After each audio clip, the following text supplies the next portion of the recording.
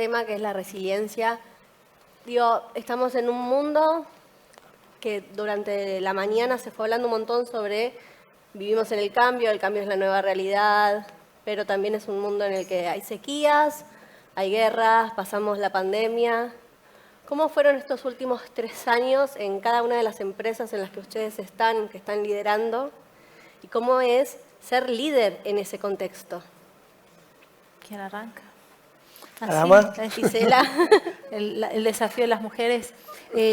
Buenas tardes. La verdad que cuando uno piensa en todos los eventos que se han tenido a lo largo de estos últimos años, siempre ha habido algo, una enemistad global, no llevar una guerra a nivel como estábamos, pero siempre habían factores que a veces eran en algún lugar del mundo y no necesariamente nos pegaban, pero creo que la pandemia principalmente fue la que más nos pegó y nos hizo repensar y parar mucho de los procesos y agilizar otros procesos. A nosotros nos agarró en una etapa de proceso de transformación del grupo.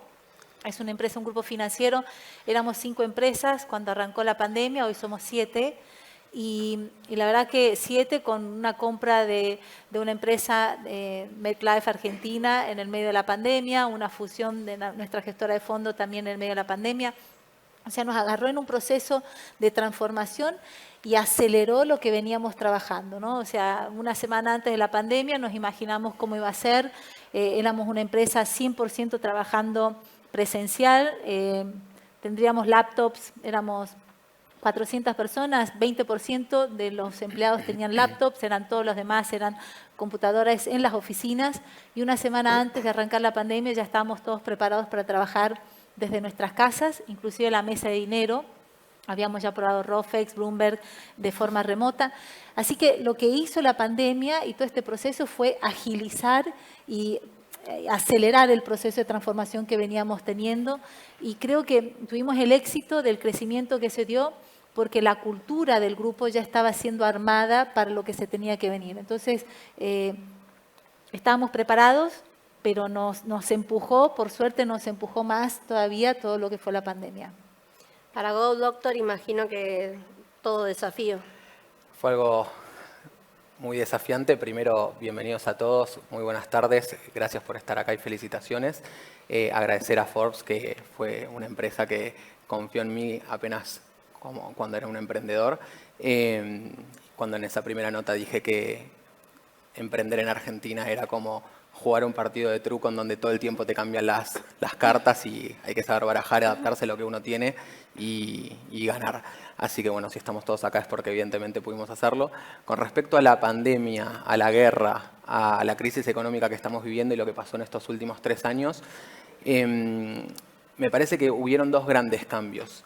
En estos últimos 3 años hubo un cambio muy grande en cuanto a industria de la salud, que es lo que me toca hablar a mí, desde GoDoctor, y un gran cambio en lo que es corporativo, que me parece que aplica para todos. En cuanto a lo que es salud, dejamos de ver a la salud como algo en lo que pensábamos una vez al año cuando nos hacíamos un estudio y sabíamos que estaba bien y ya estaba, sino que empezamos a verlo como lo que realmente es, que es básicamente el paso cero como para arrancar a tener algo y a generar algo.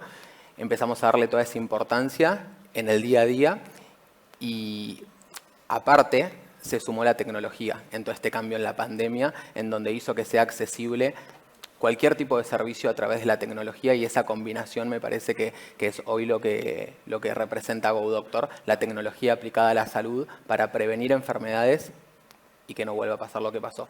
Con respecto a lo corporativo, estos últimos 3 años de estos cambios de guerra y pandemia y demás, me parece que cambió las mentalidades de las personas en las corporaciones y esto me parece que es muy importante porque lo más importante para un jugador, un deportista, para un líder de una compañía, para un emprendedor, para quien fuese, para un colaborador, tiene que ver con lo mental, siempre fue lo mental y hoy las personas empiezan a valorar después de una pandemia y de una guerra y de una crisis económica otras cosas que tienen que ver con lo personal, con los desafíos personales, con la colaboración entre las personas para hacer trabajos grupales, horizontales y no de una cuestión vertical. Y me parece que antes entrábamos a una empresa desde el lugar que nos tocaba entrar desde líderes o desde colaboradores y entrábamos con una careta. Hoy Matías tenía que entrar a ser empresario y hoy me parece que las personas lo que valoran es poder entrar como personas, que Matías no tenga que ponerse una careta para poder liderar una empresa, sino que pueda entrar como Matías y así cada uno de los colaboradores. Me parece que hay que estar atentos a eso. ¿Cómo es en Air Europa? Digo, es una industria que se frenó, volvió a moverse, recuperó movimiento al ritmo que tenía antes. ¿Cómo se trabaja para, imagino trabajar con los equipos en esos años, decirles, aguanten que ya volvemos?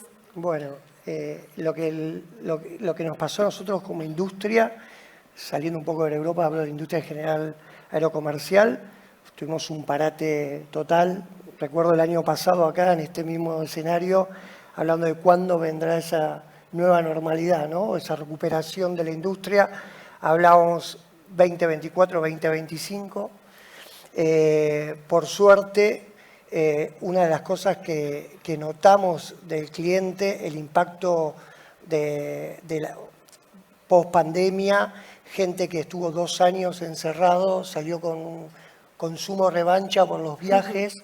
La verdad, cada vez más gente está saliendo a viajar, posponiendo otros gastos por poder tener esas experiencias que es salir al mundo, conocer nuevas culturas, visitar un pariente, visitar amigos. Realmente lo que estamos notando es una recuperación mucho más rápida, ¿no? Pero sin olvidarnos lo que nos pasó durante la pandemia. Escuchaba a mis 2 colegas que hablaban de los cambios que tuvieron o que se suscitaron durante este periodo. La industria se reinventó, ¿no?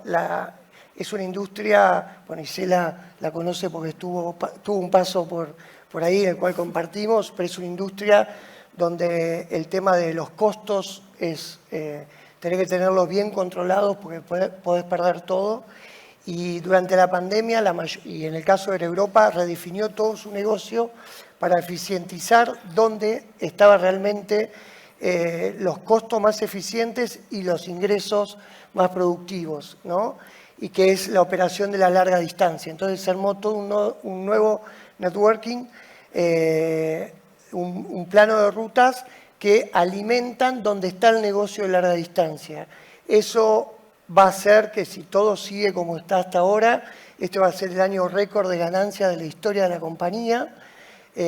Y vino a través de, bueno, redefinir el negocio por el problema que tuvimos que parar todo, porque bajamos todos los aviones a tierra. Durante el primer año tuvimos el 3% de las operaciones que tuvimos antes y fueron todos por situaciones de transportar elementos médicos, transportar vacunas, barbijos, o todo lo que se necesitaba en cuanto a la medicina, necesitaba en los diferentes lugares que operábamos. Entonces, a nosotros nos llevó a eso, ¿no? A redefinir el negocio, centrarnos en los costos, entender, en ser más eficientes. Y bueno, y ahora nos está ocurriendo a toda la industria que la gente se volcó a viajar y ahora por ahí leemos que en los aeropuertos falta gente que maneja equipajes, que hay restaurantes cerrados en horarios de operaciones de hubs, tenés falta de gente que se mudó a otras industrias, pilotos que no hicieron el recurren durante la pandemia porque no se podía salir a volar y tenían vencido cuando volvimos a volar sus planes de vuelo, lo que les permite a ellos operar, pilotos que se jubilaron y no se generaron nuevos pilotos. Hoy la FAA de Estados Unidos está proponiendo estirar 2 años más la jubilación de los pilotos para poder tener la cantidad de pilotos que se necesitan para manejar el transporte de pasajeros que estamos teniendo. Ya estamos a niveles casi previo a pandemia. En el 2019 había un poquito más de 4.500 millones de pasajeros viajando por el mundo. Este año vamos a terminar en 4.350 millones. Ya estamos casi a niveles prepandemia. Así que, nada, fue una situación bastante dura para la industria, pero gracias a que el viajero hoy viene con ese consumo revancha, nos ayudó a salir lo más entero posible, después de que muchos quedaron por el camino, ¿no? ¿La guerra en Ucrania les pega o es algo que lo ven de costado? Nosotros somos una compañía europea, obviamente en Europa sí está pegando. La anticipación de compra del público europeo es cada vez más chica porque no sabe qué va a pasar dentro de unos días o semanas. Pero ¿qué pasó? Eso le dio una oportunidad al mercado de América, ¿no? De este lado del charco, como decimos nosotros en la empresa. Hoy la región de América es la región número uno en ingresos de toda la compañía. Un hito que fue por primera vez el año pasado y este año todavía lo va acentuando más. Y una de las principales razones es esta, ¿no? Que el público europeo, si bien cuando vos lees la industria en Europa está muy fuerte, de hecho muchas compañías americanas están poniendo mucho más vuelos en el cruce transatlántico entre América y Europa que a Sudamérica. Realmente es este lado del mundo el que está motorizando la industria. De hecho, Estados Unidos fue el mercado que más rápido se recuperó.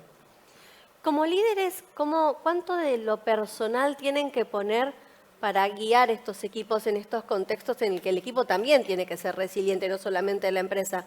¿Cuánto de personal hay en guiarlos, en acompañarlos, en contenerlos? 200%. O sea, creo que antes de la pandemia era una necesidad y durante la pandemia se hizo más necesario aún. Liderar a la distancia, liderar más allá de que nosotros estamos en proceso en cambio de transformación del grupo, transformación de algunas de las empresas del grupo, una transformación cultural bastante importante. Cada persona tomó la pandemia y nos tocó la pandemia de una forma muy subjetiva. Los introvertidos la pasaron re bien, comparado con los extrovertidos estaban desesperados para salir de sus casas. Teníamos colaboradores que hablaban con los gatos y los gatos les respondían, que era lo más grave, pero la necesidad de estar cerca del equipo era muy grande para tratar de entender cómo iban acompañando los cambios, algunos que tenían cambios de negocios, algunos que tenían cambios de liderazgos, teníamos áreas nuevas y líderes nuevos que entraban, empresas nuevas que se contrataban. Imagínense, nosotros éramos en el 2019 400 empleados, post pandemia éramos casi 900 y eso creció durante la pandemia, entonces era cómo hacer el onboarding de tantas personas nuevas que venían de otras empresas a ser parte de...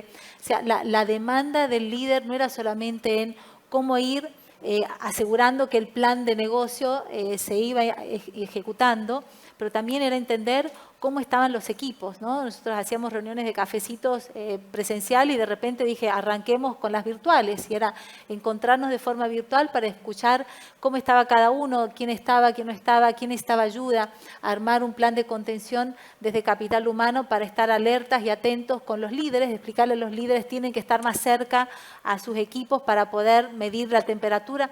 O sea, fue más allá de lo que era un plan de negocio, pero un tema de contención de la estructura y de los equipos para que estuvieran pasándola de la mejor forma posible, porque yo creo que después de la pandemia todos quedamos más desequilibrados, algunos más, otros menos, pero fueron 2 años muy complejos, que creo que todavía no hemos visto el impacto en la sociedad y en las propias empresas, ¿no? Hoy no se habla de la cantidad de suicidios, no se habla de la cantidad de drogas, no se habla de una cantidad de ocurrencias que fueron agravadas por el tema del encierro. Y eso no es ajeno, o sea, no puede ser que esto solo pasa de las empresas para afuera. Dentro de las empresas también, sea un colaborador o sea un familiar, un colaborador cercano, más lejano, también lo está viviendo. Y creo que como líderes tenemos que entender, porque es la única forma de poder decir cómo motivo y cómo comprometo a mi empleado para que venga y participe más. La cabeza de la persona hoy está volcada y preocupada en diferentes sectores o en diferentes temas, y uno también tiene que entender a dónde está la cabeza de cada uno. En Go Doctor, imagino que esto lo tienen en el día a día. Sí, construyo sobre lo que dijo Isela de entender a las personas. Me parece que a veces es más fácil quizás desde una startup, que es una pyme un poco más pequeña, ¿no? Que grandes corporaciones como la de mis compañeros. Y el entender me parece que es como es la decisión que inicia después el poder lograr algo con éxito, porque te lleva un proceso, digamos, a entender a esas personas que trabajan con vos. Pero tiene que estar en la decisión nuestra querer entenderlos. Me parece que lo más fácil, por lo menos desde mi experiencia, fue siempre querer hacerlo yo con mis propias manos, digamos, el entender qué es lo que le está pasando a uno, qué es lo que le está pasando al otro y cómo pasar por ese proceso también. Y bueno, no deja de coincidir y de hacer match con el servicio que tenemos nosotros, en donde GoDoctor, que es una plataforma de telemedicina apuntado a lo que son las empresas, que se lo dan como beneficio a sus colaboradores y tiene asistencia al viajero y televeterinaria y demás. En definitiva, aparte de las consultas primarias de lo que tiene que ser un médico online las 24 horas en menos de 5 minutos, también tenemos especialistas y especialidades, como por ejemplo algo que empezó a sonar mucho más, que tiene que ver con la asistencia emocional después de una pandemia, de la asistencia psicológica y bueno, esa vocación de servicio que tenemos como para nuestros clientes, lo mismo lo hacemos como para nuestros colaboradores. ¿Ustedes cómo en Europa cómo manejan el tema de los colaboradores? Digo, ¿cómo organizan la escucha de estos colaboradores, de los equipos? ¿Cómo es el management de todos los días?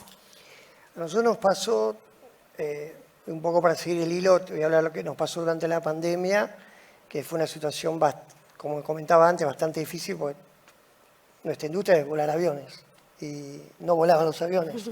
Entonces, yo que vengo también del mundo deportivo y lo escuchaba a Hugo Porta en el almuerzo, apliqué un poco, ¿no? Vengo de un deporte, practiqué un deporte, ahora practico de senior, pero practiqué un deporte de equipo, ¿no? Ahora queremos saber el deporte. Claro. No, fútbol. No, fútbol y vos como capitán de un equipo, ¿no? En lo que nos concierne a los líderes, no solo llevar la voz, sino que tenés que salir y dar el ejemplo en el campo de juego. Y creo que eso en la industria aerocomercial y en Europa era, bueno, cómo podemos, si tenemos todos los aviones abajo, ¿no? Es distinto también a quién le estás hablando. Una cosa al equipo comercial, otra cosa a los pilotos y tripulantes, otro a mantenimiento. Cada uno tenía su rol. A mí me tocó a todo el equipo de América, un poquito más de 200 y pico de colaboradores, y era no convertirnos en fantasmas, ¿no? Y en particular el equipo comercial, recuerdo un día, lo llamo, empezamos en marzo con la pandemia, en abril, digo, bueno, tenemos que presentar un plan de incentivo con nuestros partners comerciales. Me enviaron todo, estás loco. Si no vendemos un boleto, no importa. Lo poco que se venda, porque recuerde que al principio se va a cerrar 1 mes, 2 meses, 3 meses, después fue este año y pico que nos tocó en la región. Pero bueno, armemos un plan que lo que se venda se trate de vender en Europa porque tienen un plan de incentivo que nadie lo había hecho. Entonces, bueno, hablemos de diferenciarlo con nuestra competencia. Y yo era el primero que estaba en esas charlas. O sea, le decía, bueno, armar con tus 10 principales clientes, yo voy a estar por Teams. Y estaba ahí hablando con sus clientes en cada país, algo que hago habitualmente, viajo una vez cada 15 días, estoy visitando países en los cuales estamos operando acá en la región, era hacer lo mismo por ahí. Y bueno, fue eso, no desaparecer, darle respuesta al cliente, tropicalizamos toda la política de devoluciones o vales que se daban, una industria totalmente quebrada, donde no tenías dinero para devolverle el dinero al cliente, pero le tenías que dar algo, porque cuando volvías a volar, ese cliente quería volar. Y bueno, imagínate en un país como Argentina, te doy un vale para volar dentro de 10 meses a $1 cuando empezó la pandemia, a 60, hoy estamos hablando que hay gente todavía volando, $1 oficial a $260, 260 pesos. Bueno, nosotros dijimos, mirá, no puedo darle un vale por dinero. Demos un vale por una opción a volar en la misma cabina, en la misma ruta, en la misma temporada.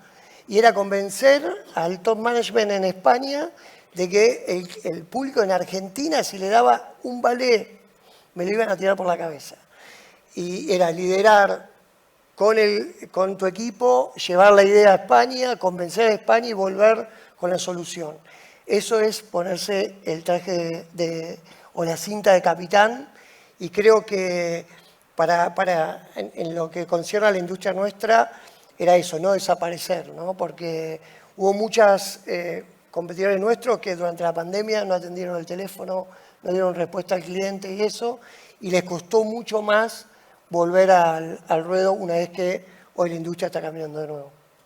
En momentos complejos, ¿qué es más efectivo? ¿Innovar? ¿Hacer la plancha y esperar que el terremoto pase? ¿Hacer un poco de las dos cosas? Yo creo que, vuelvo a lo mismo, los ganadores de la pandemia fueron los que innovaron, los que se dieron cuenta los que aprovecharon ese momento para crear cosas nuevas. Como dijo Isela hace un rato, a todos nos hizo acelerar los procesos que teníamos internos, y creo que lo aprovecharon bien, y vuelvo a la industria en la que estoy, aquellos que renovaron su flota, tienen una flota más moderna, una flota mucho más eficiente, sustentable, es la nueva industria, ¿no? Los que se quedaron con aviones más viejos y eso, hoy a los precios de combustible, claro, durante la pandemia era cero, salía más caro un litro de leche que un litro de petróleo, ¿no? Hoy que el mundo está en movimiento, hoy un avión mucho más eficiente te hace mucho más rentable tu compañía. Claro, una crisis no la puedes tapar. Va a llegar y lo que puedes hacer es, creo yo, desde mi opinión, innovar.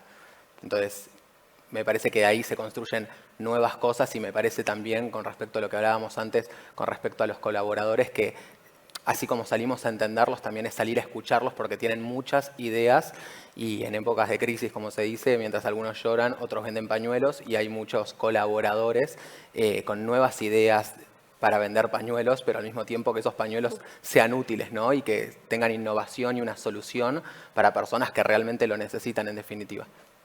Yo creo que la crisis, creo que el gran desafío del líder es anticiparse a lo que es una crisis, ¿no? Poder tener esa lectura de qué es lo que viene y qué impacto va a tener dentro de su negocio, sea porque el mercado cambia, sea porque sus colaboradores cambian, sea porque su producto o servicio va a ser impactado. Entonces creo que el líder tiene que anticiparse a la crisis.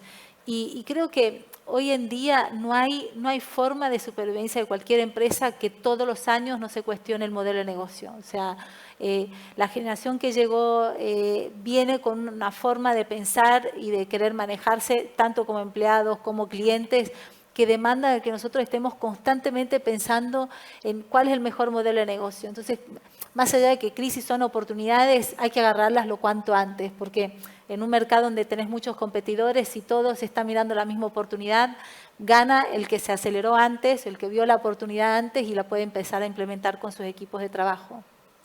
¿Cuánto tuvieron que trabajar con ustedes mismos en sus habilidades blandas para estar liderando en este momento? Y yo creo que una de las, siempre digo que si uno compara el liderazgo, los skills o las habilidades de liderazgo con la pirámide de Maslow, arrancamos década de 70, 50, donde el líder tenía todas las habilidades más duras, ¿no? De planificación, visión de negocio, ejecución, entrega de resultados. Y creo que a medida que va pasando el tiempo, no es que uno deja de tener eso, sino que va empezando a sumar otras habilidades que sin esas habilidades no se tiene éxito, ¿no? Uno puede ser muy buen ejecutor, puede ser muy buen entregador de resultados, pero si no ha generado la empatía, si no ha generado la capacidad de poder armar equipos y de poder entender cómo ese equipo puede entregar mejores resultados, no tiene éxito. Entonces, creo que sí, yo digo que cada vez necesitamos más psicólogos en las empresas que ingenieros, necesitamos los ingenieros, necesitamos los psicólogos, pero hoy hay una necesidad muy grande de conectarse con los empleados, conectarse con cuál es la razón, el propósito, ¿no? Uno habla tanto del propósito, la empatía, o sea, hay algunos elementos que uno no puede dejar de entregar los resultados, la planilla de Excel tiene que estar, pero hay algo mucho más filosófico, psicológico, emocional, que uno tiene que tenerlo a la par de lo que es una planilla de Excel. Me parece que en un mercado tan volátil y que cambia todo el tiempo y que las personas no dejan, digamos, los clientes que tenemos no dejan de ser personas que a la vez son nuestros colaboradores también. Entonces me parece que tanto los colaboradores como los clientes o los potenciales clientes cambian todo el tiempo. Entonces debilidades vamos a tener todo el tiempo porque va a ir cambiando eso.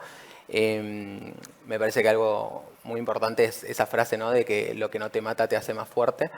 Y eso es fundamental porque yo cuando viajé a Silicon Valley en Estados Unidos en un programa para startups que fue durante 5 meses, había más de 60 startups de más de 40 países y ellos no podían creer la cantidad de problemas y oportunidades y debilidades y un montón de cosas que teníamos acá en Argentina y cómo teníamos que estar constantemente adaptándonos. Y que lejos de quedar en a veces -1, que sería ese problema, digamos, que ese problema que tenés que afrontar y que te deje en menos, negativo, que te deje en -1, podemos solucionarlo en el momento y adaptarnos como argentinos para llegar a estar empatados en 0. Pero en ese momento no nos quedamos con eso, no nos conformamos con eso y aprovechamos que tenemos un problema delante y lo transformamos en una solución y en una oportunidad y después empezamos a pensar qué ventaja le podemos sacar a eso y cómo podemos hacer algo innovador de eso. Por eso digo que las crisis traen, digamos, ideas disruptivas, innovadoras y terminamos ganando. Entonces, las 60 startups que estaban ahí de más de 40 países veían ese talento en nosotros. Cómo lo que no nos mataba nos hacía más fuerte y lejos de ellos quedarse como con una sensación de fortaleza o de confianza, todo lo contrario, estaban pensando en que a la primera que les venga algo en contra quizás quedaban en el piso y nosotros era algo normal surfear esas olas.